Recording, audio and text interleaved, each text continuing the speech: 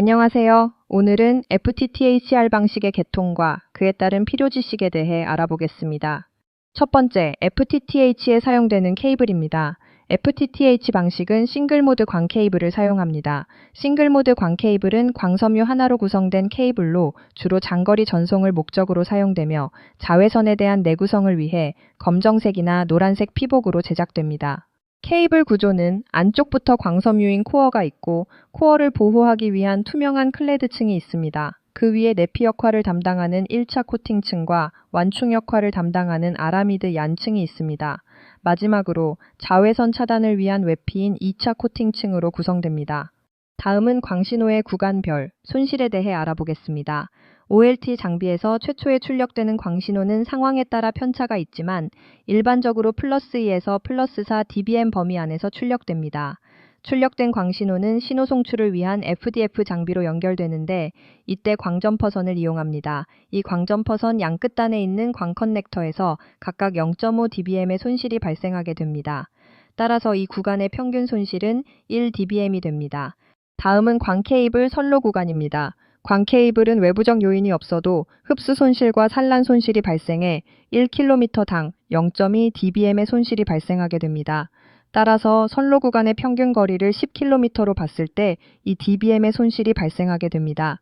다음은 1차 RN입니다. 1차 RN은 지하 맨홀이나 통신주에 위치해 들어오는 하나의 광 케이블을 분기하는 역할을 합니다. 입력 하나의 출력 넷을 의미하는 1대4 분기가 일반적이며 이때 7dBm의 손실이 발생합니다. 2차 RN은 1차 RN에서 분기된 케이블 하나를 받아 가입자 수용을 위해 다시 분기하는 역할을 담당합니다. 일반적으로 1대8 분기가 이루어지며 분기를 통해 10dBm의 손실이 발생합니다.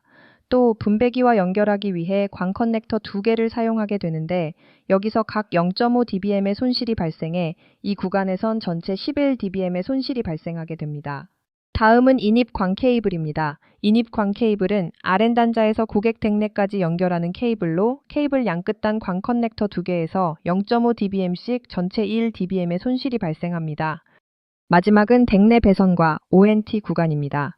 RN 단자에서 최종 ONT 모뎀까지 연결되는 구간에서 클램프 사용, 케이블 꺾임, 타카 작업 등으로 손실이 발생할 수 있습니다.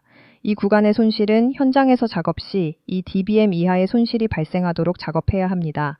구간별 품질 기준은 FTTH 시설의 상태를 확인하고 현장 작업의 기준이 되는 부분으로 반드시 숙지하시기 바랍니다. 이제 FTTH 방식의 품질과 직접적으로 관련된 광 커넥터 작업 중 중요 작업에 대해 알아보겠습니다. 중요 작업 첫 번째는 케이블 길이를 정확하게 측정해 절단하는 작업입니다. 정확하지 않은 절단은 광 커넥터 조립 불량과 광코어 손상으로 이어질 수 있어 주의해야 합니다. 두 번째는 절단 후 알코올 거즈를 이용해 코어와 단면의 불순물을 제거하는 것입니다. 불량 사례 사진을 보시면 코어의 절단 부위에 이물질이 남아있는 것을 확인하실 수 있습니다. 마지막은 아라미드 얀을 커넥터 하단 부트와 함께 조립하는 것입니다. 이 작업은 케이블이 장력에 의해 손상되는 것을 방지합니다. 불량 사례 사진을 보시면 아라미드 얀을 완전히 제거하거나 부트와 함께 조립하지 않아 코어와 커넥터가 쉽게 분리될 수 있는 것을 확인할 수 있습니다. 광 케이블 연결을 완료한 후 ONT에서 연결 상태를 확인할 수 있습니다. 우선 접속에 사용할 PC에 접속할 IP와 동일한 대역의 IP를 고정으로 입력합니다. 다음은 인터넷 브라우저를 열고 주소창에 ONT 접속 IP를 입력하고 로그인 창이 열리면 접속 아이디와 암호를 입력합니다. 로그인이 완료되면 첫 페이지 화면에서 ONT의 맥 주소, 하드웨어와 소프트웨어 버전, 제조일자 등 ONT의 기본 정보를 확인할 수 있습니다. 화면 좌측 메뉴에서 네트워크 인터페이스를 선택하고 폰 상태를 선택하면 광 신호의 수신값과 송신값을 확인할 수 있습니다. 광 모듈 입력 파워는 -15에서 -24 사이 값이 일정하게 유지되어야 하고 광 모듈 출력 파워는 1.5 이상을 정상으로 구분합니다. 화면 좌측 메뉴에서 네트워크 인터페이스를 선택하고 통계를 선택해 송수신 데이터의 통계를 확인할 수 있습니다. 선택사항에서 폰을 선택하면 광신호 송수신 데이터 통계를 확인할 수 있는데 이때 수신 에러와 송신 에러가 많이 발생했다면 광 커넥터, 광 케이블 등을 점검해야 합니다.